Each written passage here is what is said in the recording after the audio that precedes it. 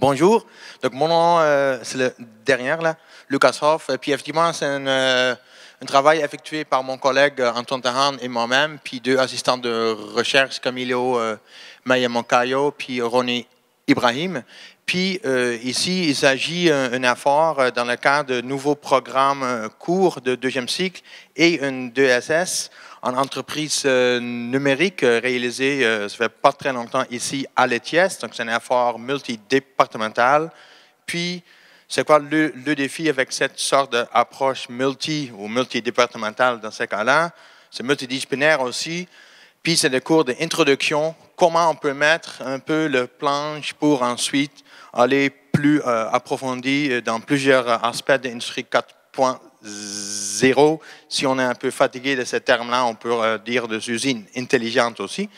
Puis, effectivement, l'objectif de ce projet financé par le PSIR Enseignement, ça portait justement de créer en fait une étude cas, un projet, un cadre d'un projet plus pratique pour les étudiants, pour bien mettre en pratique en fait, de voir comment des technologies intelligentes pourraient être une influence efficace pour des stations d'usinage.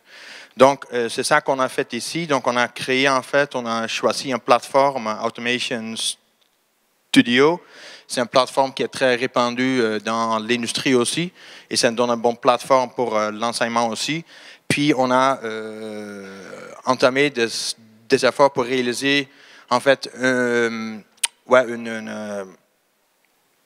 projet, une étude de cas, comment on peut plus dire plus proprement, un laboratoire en fait qui met en place les différentes étapes pour aller vers la création d'un modèle 3D, ce qui vise de montrer une station de usinage dans une usine, ce qui est bien capable de ramasser des données, puis en plus, on peut stocker les données virtuellement obtenues à partir de l'utilisation de ce modèle-là, puis après, on peut s'amuser d'essayer des algorithmes pour optimiser ce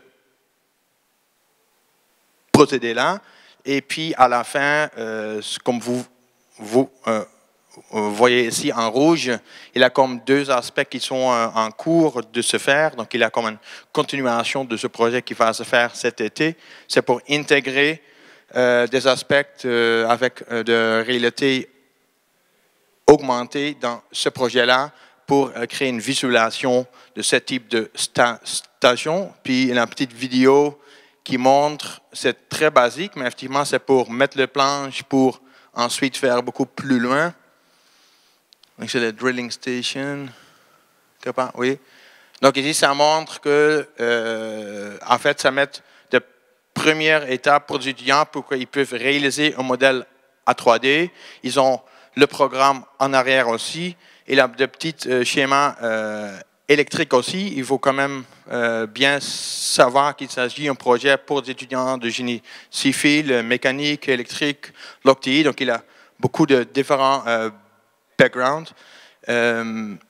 Puis voilà, mais c'est ça le projet qu'on a fait. Puis la prochaine étape, c'est de réaliser, d'intégrer la réalité augmentée dans ce projet-là. Merci beaucoup. Et merci, Lucas.